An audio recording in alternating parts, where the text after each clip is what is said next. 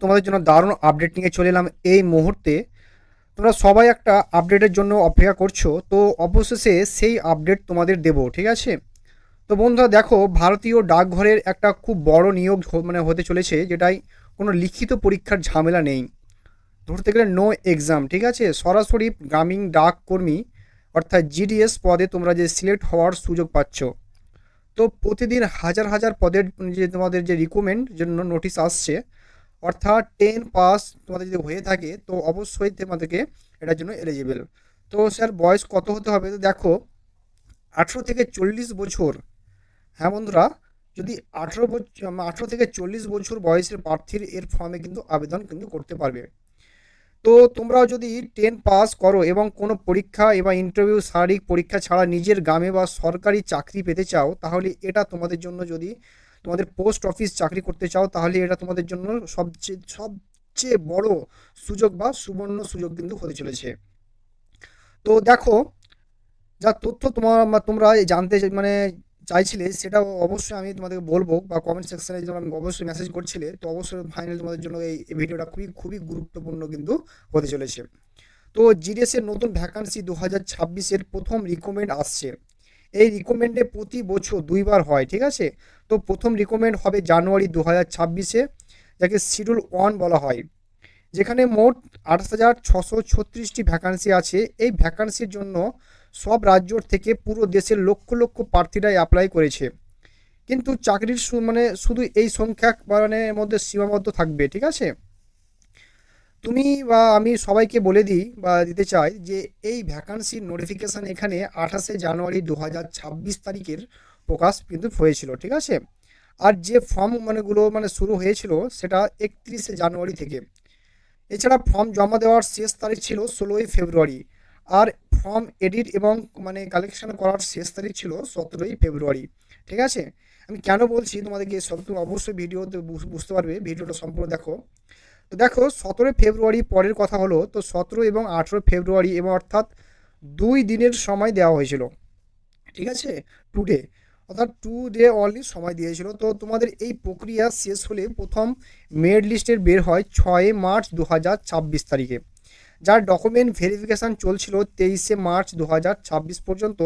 তারপর দ্বিতীয় merit list আসে 10 এপ্রিল 2026 তারিখে। আর এতে যারা সিলেক্টেড স্টুডেন্ট বা ডকুমেন্টস যাচাই হয়েছিল, সেটা 27 এপ্রিল পর্যন্ত চলছিল, ঠিক আছে? এরপর থার্ড লিস্ট এসেছে, তারপর থার্ড লিস্ট 11 মে 2026 তারিখে এসেছে। এর ডকুমেন্টস যাচের যেই শেষ তারিখ ছিল সেটা ছিল 26 মে।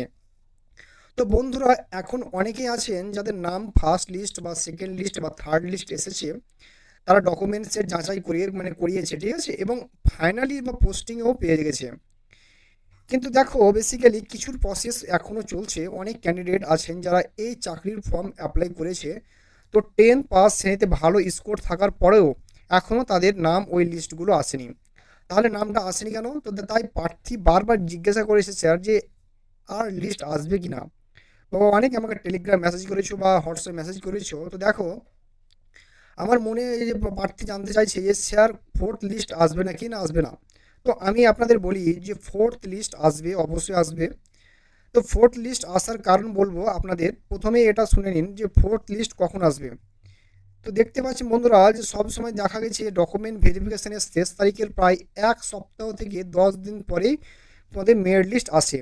বা থার্ড লিস্টে সিলেক্ট হওয়ার ছাত্রছাত্রীদের ডকুমেন্ট ভেরিফিকেশনের শেষ তারিখ ছিল 26 তারিখ মে মাস ছিল, ঠিক আছে? এর ঠিক 1 সপ্তাহ থেকে 10 দিন লাগলে, তো আমার মনে হয় যে ফোর্থ লিস্ট আপনারা 10 জুনের মধ্যে পাবেন।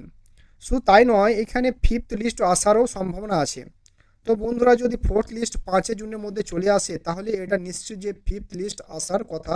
এখন দেখতে হবে যে ফোর্থ লিস্ট 5 জুনের মধ্যে আসে নাকি 10 জুনের মধ্যে, ঠিক আছে? যদি 10 জুনের মধ্যে আসে, তবে আমার ধারণা যে ফিফথ লিস্ট আসার সম্ভাবনা অনেক কম থাকবে।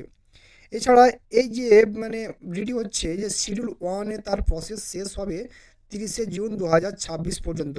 তো প্রসেস কমপ্লিট হয়ে যাওয়ার পর মেরিট লিস্ট আসে না।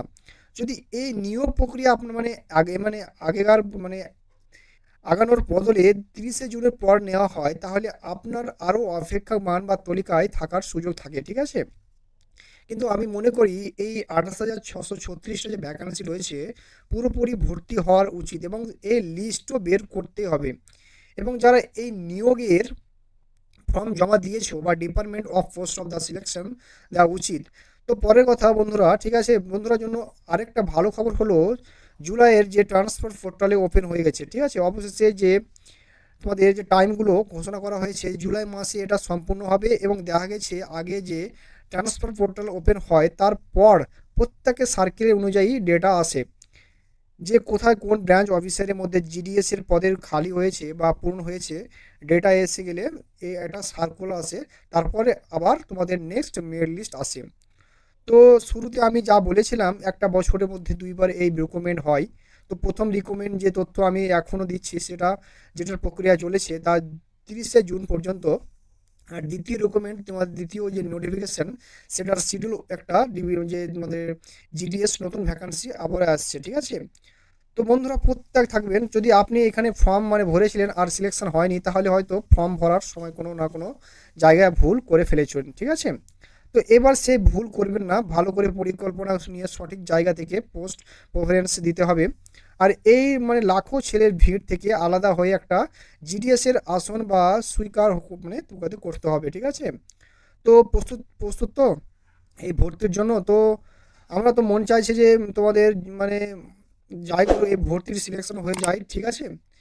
তো বলুন যদি এতে না হয় তাহলে এখানে নতুন ভ্যাকান্সির জন্য তৈরি থাকেন, বড় বড় সুযোগ আসছে।